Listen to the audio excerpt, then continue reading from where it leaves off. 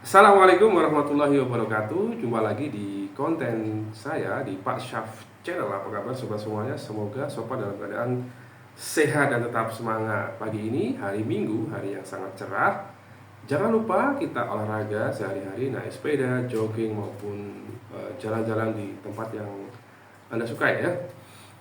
Oke, kali ini saya akan kembali meneruskan konten saya terkait dengan karir dosen, yaitu apakah eh, Juknis atau POPAK 2024 itu mengatur loncat jabatan ya, seperti halnya POPAK 2019 atau revisi 2021.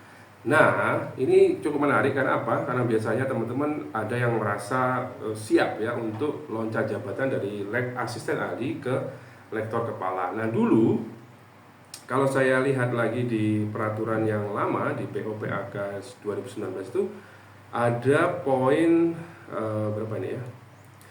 Ada poin di poin 5.1.3 ya, pelaksanaan penelitian ya, terutama ini ada di eh,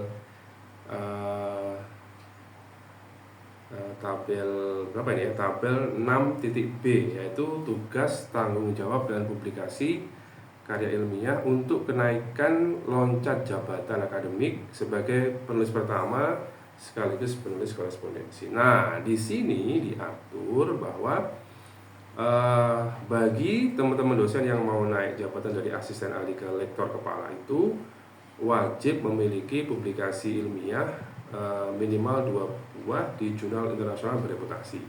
Nah, ini dulu cukup menarik ya, artinya teman-teman yang punya potensi untuk loncat jabatan bisa menggunakan aturan ini sebagai landasan untuk loncat jabatan. Bagi teman-teman yang jabatan akademik terakhirnya lektor, menuju ke lektor kepala itu syaratnya adalah publikasi di jurnal internasional bereputasi wajib minimal 4 buah. Nah, itu kan cukup ini ya, cukup ya, lumayan ya, lumayan menantang terutama bagi teman-teman yang masih memiliki jabatan akademik asisten ahli. Nah, itu kalau kita lihat di POPAK 2019 atau revisi 2021. Nah, kenyataannya di mana itu? Saya cek lagi di POPAK atau Juknis karir dosen pada Permendikbudristek nomor 209 ya. 209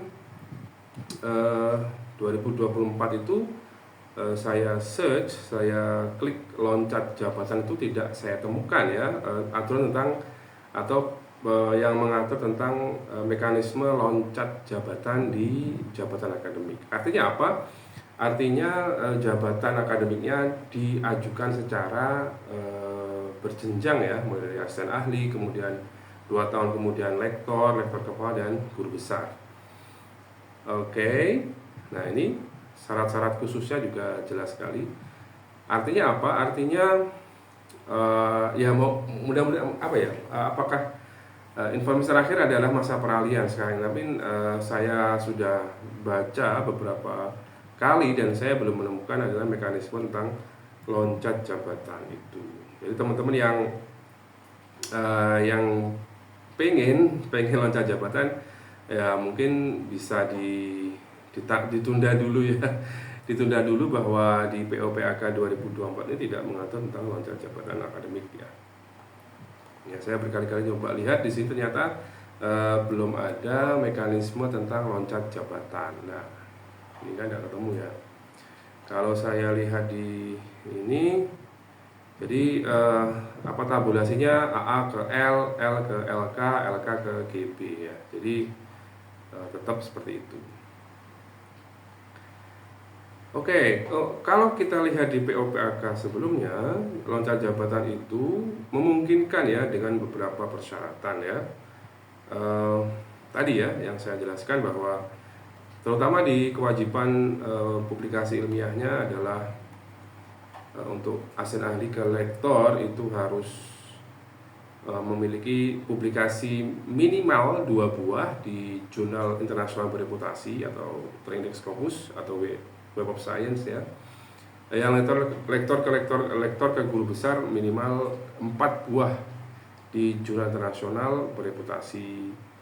Nah, itu kan cukup lumayan ya, cukup lumayan untuk untuk bisa kita penuhi ya.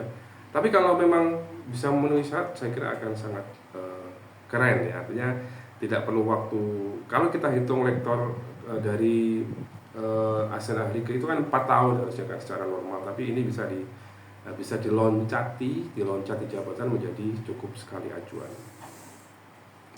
Saya kira itu yang bisa saya sampaikan terkait dengan apakah ada mekanisme loncat jabatan di POPAK 2024. Jawabannya sementara tidak ada. Namun dari berbagai sumber ada yang namanya masa peralihan ya. Jadi pada masa peralihan ini belum ada mekanisme loncat jabatan. Tapi saya tidak tahu apakah nanti ada revisi terkait dengan mekanisme itu. Harapannya sih ada ya, supaya ini memacu teman-teman dosen yang masih muda dan punya potensi publikasi yang banyak bisa segera menjadi lektor kepala. Nanti lektor kepala langsung ke guru besar lebih cepat ya. Artinya pemenuhan guru besar bisa lebih cepat untuk dipenuhi, dan harapannya kemajuan pendidikan tinggi di Indonesia bisa segera terwujud ya. Karena dengan banyaknya guru besar artinya banyak sekali kepakaran-kepakaran yang diperlukan untuk pembangunan nasional. Saya kira itu yang bisa saya sampaikan kali ini. Terima kasih sudah menonton video saya di Pak Syaf Channel. Tetap setia di Pak Syaf Channel. Jangan lupa like, comment, share, dan subscribe Pak Syaf Channel sebanyak-banyaknya. Assalamualaikum warahmatullahi wabarakatuh.